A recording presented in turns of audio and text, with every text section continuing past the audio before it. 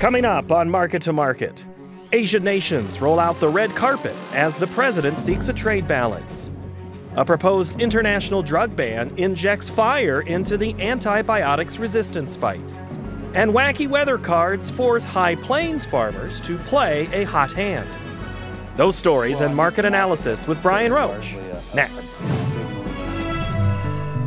Wherever your operation takes you, or who you share it with, we'll be where we've been all along. With you from the word go. Proud sponsor of Market to Market. Tomorrow. For over 100 years, we've worked to help our customers be ready for tomorrow. Trust in tomorrow. Information is available from a Grinnell Mutual agent today. This is the Friday, November 10 edition of Market to Market, the weekly journal of rural America. Hello, I'm Mike Pearson. The U.S. economy has been showing signs of recovery with more people off the unemployment line and a strengthening dollar. However, there are trade-offs. Wages for non-farm jobs have been stagnant over the past 12 months. Annual inflation is below 2%, the baseline Fed officials consult for raising interest rates. And the stronger U.S. dollar has made raw agricultural commodities more expensive and less attractive to foreign buyers. President Trump has made it clear NAFTA is a job killer and has threatened to scrap the entire deal. Many in agriculture worry current negotiations will collapse, ending 2 decades of easy access to nearby markets. Actions by the administration over the past 12 months have found many countries sidestepping the U.S. and working on trade deals of their own. With no indication his stance will soften, the president is making a 12-day swing through Asia, a region he has often chastised. Paul Yeager has the details. Several Asian countries rolled out the red carpet for President Trump's world tour. One of the most watched stops was in China, as much of the discussion there was over applying pressure on North Korea to stand down from nuclear threats. China also is North Korea's largest trading partner. A round of business deals signed this week between the U.S. and China could top $253 billion. Contracts on computer chipsets, jetliners, and soybeans were signed. Today's signings are good examples of how we can productively build up our bilateral trade. Earlier in the week, transactions worth $9 billion were agreed upon. Among them was China's biggest online retailer, JD.com, which has pledged to buy $1.2 billion worth of American beef and pork. The deals are aimed at blunting criticism of Beijing's trade practices, surpluses, and market barriers. We can't continue to allow China to rape our country, and that's what they're doing. It's the greatest theft in the history of the world. The president campaigned on reducing the multi-billion-dollar trade deficit with the Asian superpower, but took a different tone this week while in Beijing. I don't blame China. After all, who can blame a country for being able to take advantage of another country for the benefit of its citizens? I give China great credit. I do blame past administrations for allowing this out-of-control trade deficit to take place and to grow. China's trade surplus with America widened in the first 10 months of 2017, topping $223 billion. China is the number 3 export market for the United States after Canada and Mexico. U.S. exports to China rose 77% between 2007 and 16. But Washington still reported a $347 billion trade deficit with China last year. As Trump worked with President Xi Jinping, 2 other trade negotiations were taking place. Member nations of the Asia-Pacific Economic Cooperation and Trans-Pacific Partnership are looking to weave their economies together. Foreign and trade ministers from 21 Pacific Rim countries posed for a family photo. But like many families, there's more brewing beneath the surface. The ministers are working for a consensus on open markets, despite the U.S. pushback on free trade ahead of summit meetings in Vietnam this week. Gathering countries are searching for a modified version of the Trans-Pacific Partnership Agreement that President Obama entered and from which President Trump withdrew. Trump told the APEC leaders Friday the U.S. has been unfairly treated by the World Trade Organization, and the president sounded like he was back on the campaign trail while making his comments. They engaged in product dumping, subsidized goods, currency manipulation, and predatory industrial policies. For Market to Market, I'm Paul Yeager. A call to ban glyphosate herbicide, commonly sold under the label Roundup, has been turned on its head. A peer-reviewed study with 20-year-old roots found no link between glyphosate and cancer. Findings published in the Journal of the National Cancer Institute may influence labeling decisions and a court case against former patent holder Monsanto. Also among the list of issues faced by agriculture is the use of antibiotics to treat animals. There are those concerned increased use may create antibiotic-resistant bacteria. Colleen Bradford-Krantz has the latest. A top USDA scientist objected this week to a World Health Organization recommendation to impose a blanket ban on the use of so-called medically important antibiotics in livestock, including animals that have become ill. Dr. Shavonda Jacobs-Young, USDA's acting chief scientist, said in a press release that the WHO fused the issues of antibiotic use for growth promotion with use for disease prevention. USDA agreed with the new WHO guidelines suggesting countries ban the use of antibiotics for growth promotion in livestock, noting that a recently enacted Food and Drug Administration policy already prohibits such practices. However, the new FDA rules do allow veterinarians to decide if livestock needs certain antibiotics, including those prescribed for humans, to prevent, control, or treat disease outbreaks. The World Health Organization acknowledged in its report that its recommended blanket ban on these antibiotics was based on, quote, very low quality evidence, end quote. However, the organization argued that the measure was justified because antibiotic overuse, both for humans and animals, is believed to exacerbate the emergence of antibiotic-resistant bacteria. This phenomena can render some antibiotics useless against the targeted bacteria. The U.S. prohibits the harvesting of animals for a specific period after treatment. A 2016 federal report revealed that only 0.2% of animals randomly tested at U.S. packing plants had higher than allowed levels of substances such as antibiotics. The World Health Organization guidelines garnered support from some consumer and environmental advocacy groups, including the Natural Resources Defense Council.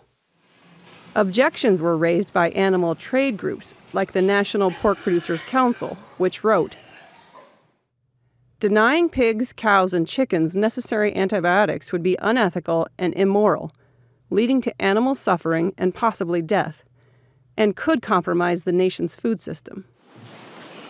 For Market to Market, I'm Colleen Bradford-Krantz. As hard as you work to manage your risk, you are still at the beck and call of the three disaster muses: fire, flood, and drought. Many places across the U.S. have stories to tell, but farmers in the Peace Garden state had a reversal of fortune where weather is concerned. John Torpy reports in our cover story. For farmers in the High Plains, the most plentiful commodity produced in 2017 was unwanted weather patterns. Extreme drought, late-season rains, and abnormally cool weather plagued North Dakota farmers and ranchers this year. As corn, dry edible beans, and other grains were being planted this spring, rain stopped coming to portions of central and western areas of the state, and it did not return for several weeks. By early June, 44 out of North Dakota's 52 counties were impacted by drought. with 11 reaching D4, the U.S. Drought Monitor's designation for exceptional drought. With little to no rain falling at a time when the state normally receives almost half its annual rainfall, row crops in western and southern parts of the state suffered. Doug Goring is commissioner for the North Dakota Department of Agriculture. We had a lot of producers, and even on our farm, where we harvested some 3-bushel barley, and that's devastating. 30-bushel wheat and 40-bushel barley still won't pay the bills. I've had a lot of questions about how much small grains, whether wheat, barley, oats, and durum, got rolled up in a bale, but I believe we could probably say more than 500,000 acres, and maybe over 1 million acres ended up getting rolled up. The same dry conditions plaguing row crop farmers also hit cattle producers. Much of this year's spring grasses never materialized on pasture land. Hay donations from across the U.S. were placed in a lottery system by the North Dakota Department of Agriculture and North Dakota State University Extension to help cattle producers meet feed needs. By the time much-needed rain did begin to fall, only late-season grasses arrived. While the feed source was a welcome sight, there was just enough to go around. It was enough that producers didn't necessarily have to keep dispersing herds, but they still had to think about what was going to happen going into this winter and this spring, which meant they're still trying to access and source forage and move it back home. The late-season rains and cooler temperatures proved to be both a blessing and a curse for farmers. Soybean producers watched pods fill thanks to the late summer rain, adding unexpected yields at harvest time. For corn growers, the late arrival of moisture and cooler temperatures hampered harvest. And the frustration continues for those already behind due to inclement weather. Earlier this week, snowfall of 6 to 12 inches across the Peace Garden State halted harvest 2017 in its tracks, leaving more than half of some commodities stuck in the field. With 54 different commodities that we produce in this state, I will never say that rain was a bad thing, but it wasn't necessarily helpful either, other than our ability to store some moisture going into next year. And at this point, a lot of people are just hoping for next year. For Market to Market, I'm John Torpy. Next, the Market to Market report. Lagging exports and a bearish WASDE report badgered the commodity markets. Several contracts had a battle on their hands, with only a few able to tread water. For the week, December wheat gained 6 cents, while the nearby corn contract lost a nickel. Even with no major change in official harvest projections, the January soybean complex took it on the chin and battled back to finish nearly even. January meal rose 60 cents per ton. December cotton added 33 cents per hundredweight. Over in the dairy parlor, December Class 3 milk futures fell 9 cents. The livestock complex reversed direction as the December cattle contract plunged $6.72 and nearby feeders dropped $4.35. The December lean hog contract declined $2.62. The U.S. dollar index cut 58 basis points. December crude oil pumped an additional $1.10 per barrel. COMEX gold added $5 per ounce, and the Goldman Sachs Commodity Index put on nearly 6 points to finish the week at 429.75. Here now to lend us his insight on these and other trends is one of our regular market analysts, Brian Roach. Brian, welcome back. Thanks, Mike. In case you want to go over things again, you can download or listen to our market analysis and Market Plus podcasts anytime online at iptv.org/MTOM. Brian Roach. Let's talk about the wheat market first. That is the only grain market that really had a little run to the upside. Was there anything in the WASDE report that surprised us?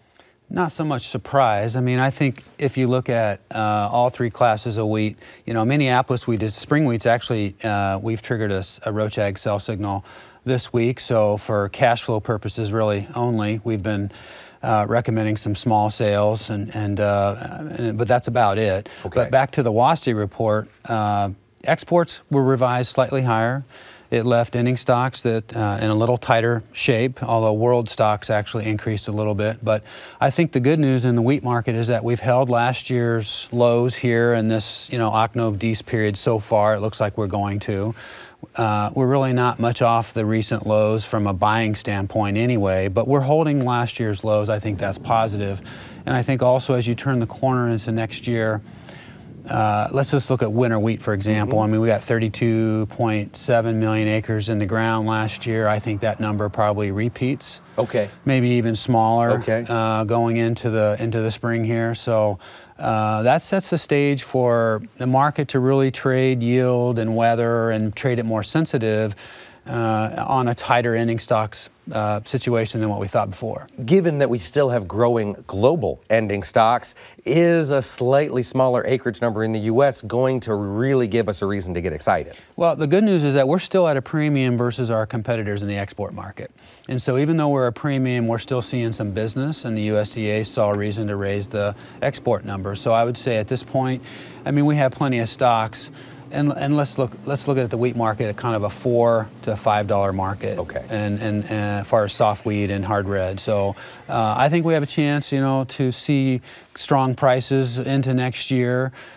Spring wheat, I don't see the type of market that it was last year unless we have a repeat of the drought. It is still dry up there in the Dakotas, and so that's still kind of a question mark. But I think we leave the market here. If we can kind of hold these prices, I think that's positive, and I think that we have a challenge with winter wheat getting the acres from the bean market that it did not get last year. I think that sets up some upside for next year. All right. Well, then let's talk about the corn market, because there kind of was a little bit of a surprise on the WASDE report, at least to me, when USDA unveiled a new record national corn yield, 175.4 bushels per acre.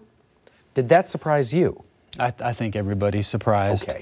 There might be some growers that were seeing really big yields here in the last month, particularly in central Iowa here, that where the drought was really a story. And I think what's going on is that you're just seeing technology, you're seeing the farm production methods all coming together, and you're seeing genetics perform. And so, that's what we're seeing. That is what we're seeing. Now, we did see the market pull back on Thursday after the release of that report. Ended up closed down, 6 3/4 cents. Bounced back a little bit to close on Friday. It looks to me like we are still in that range, Brian. Is that what we're looking at? Well, we're not far. Well, we put in new lows here in the last day, all right, and we're still 11 or 12 cents above last year's lows with bigger stocks. But last year, the low came in August. And here we are in November. So the market's a little bit off in terms of the calendar. But I think, these are just good buying opportunities for corn. It's not a selling opportunity. Even the overages would not probably make much sense to sell here. We're just going to have to buy some time in corn to see any real opportunities. I did like to see the export market or export numbers adjusted higher, and that's positive. And I think that's really the biggest issue for corn right now is that we're still down over 300 million bushels from last year. And if the dollar were to maintain its composure here and not run too far, then I think that corn probably gets competitive and remains competitive versus South America on into the winter time. But right now, farmers are not going to be selling corn. It's not for sale at these kind of prices. So I think that does help some things out. Is it not for sale at any point in the calendar, or are you seeing growers take advantage of some of the strong carry that we have had here over the past couple weeks into those spring and early summer contracts? I don't see that as an opportunity right now. We can talk about carry in the market and trying to capitalize on it, but those prices out into July are still not that attractive, especially at harvest here. Those types of opportunities you should catch when we're selling in the summertime when prices are on up, and then you really have a real benefit. We've been talking about that recently. So.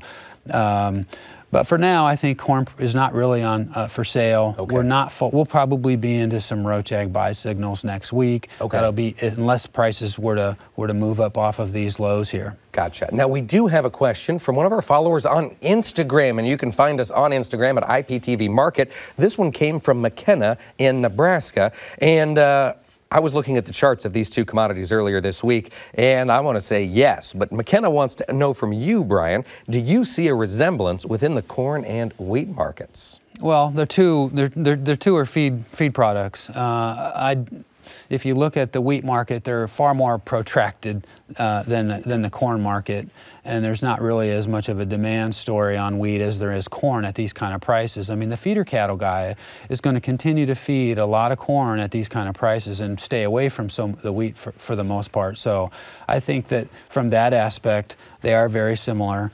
A wheat rally in the spring would pull corn, and vice versa.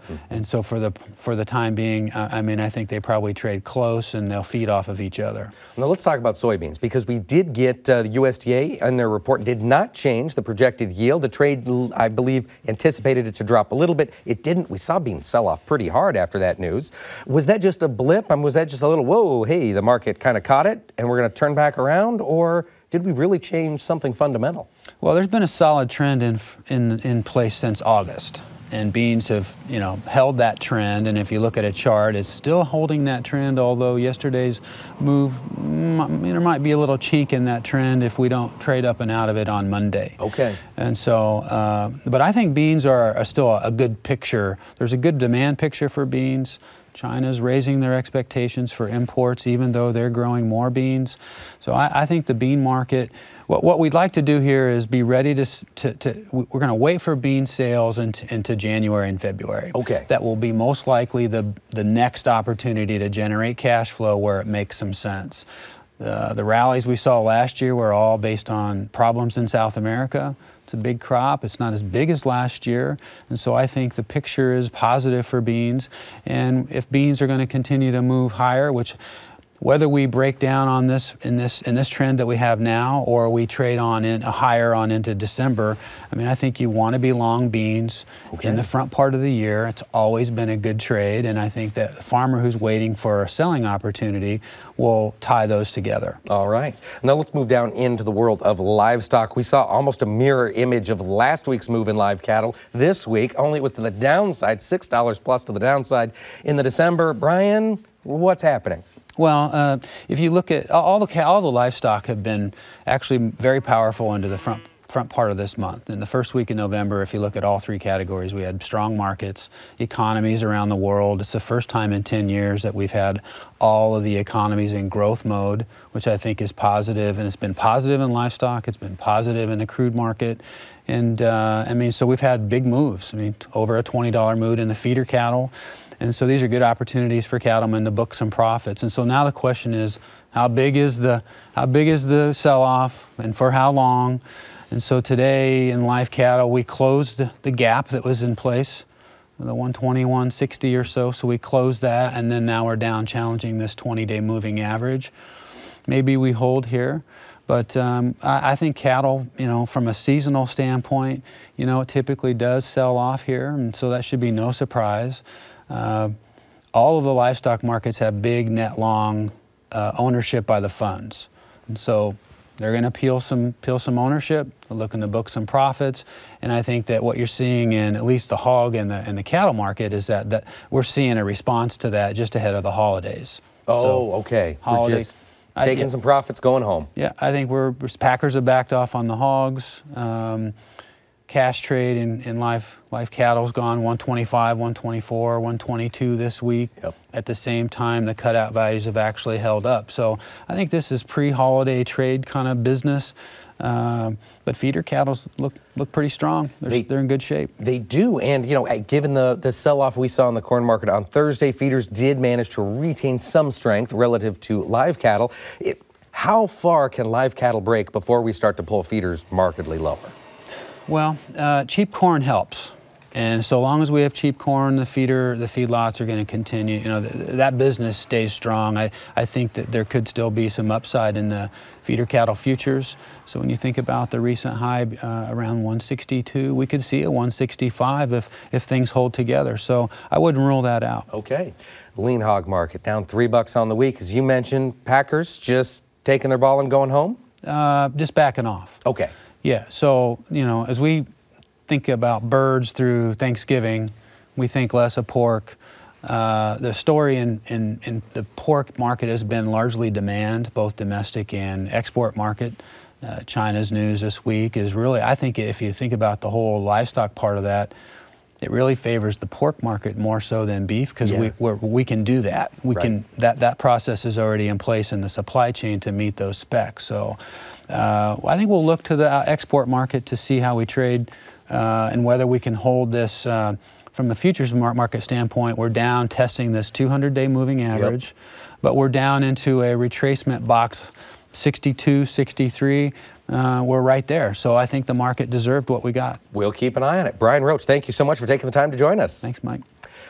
That wraps up the broadcast portion of Market to Market. However, we will keep the conversation going and answer more of your questions during Market Plus, which is available in podcast and video form on our website. And we are nearing the end of harvest, and some of the great images we have found have been posted, as I mentioned, on our Instagram page of IPTV Market. Join us again next week for a slice of Americana in the land of Lincoln. So until then, thanks for watching. I'm Mike Pearson. Have a great week.